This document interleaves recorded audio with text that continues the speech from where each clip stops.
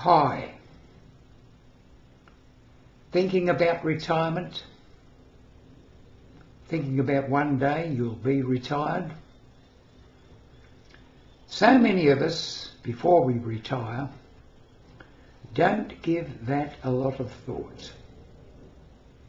If we were to turn back the clock in our own lives to the time, say, we were 25, we would be thinking of the years ahead, and we would probably be planning, what am I going to do? Well, I'll get married. I'll have children. I'll buy a home. I'll make a garden. I'll be able to put away some money to go on holidays, see the world, take the kids with me, have a great time. And these are the thoughts which go through the young man's mind, even before they're 25, dreaming about what life will be. And before you know it, they're 55. And they look back over their lives and think, well, have I achieved those things? And in all probability, a lot of them would have been achieved. And then at 55, they think, well, maybe I should think about retirement. No, not yet, not yet. Need a bit more money, still got plenty in me yet. And so it goes on. Now 30 years have elapsed from 25 to 55, and they've probably gone through that deep U-tube, what you might say, not YouTube, the U-bend of depression, which usually happens to most people, somewhere between 40 and 50. They get down in the dumps and start thinking, what's my life all about?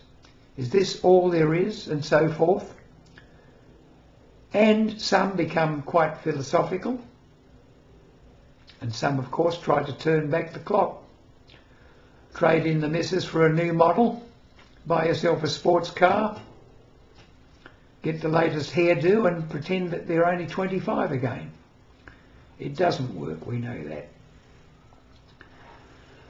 So here we are at 55 thinking, what next? Do we plan? Do we dream? Do we anticipate that our life will be as good in the next 30 years as it was in the last?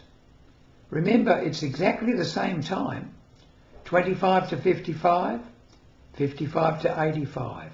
But so many do not think of this final third of their life as being anything other than winding down, putting the feet up, relaxing. No big plans, no ambitions. Doesn't help. Doesn't help at all. You might think, well, I've got the freedom.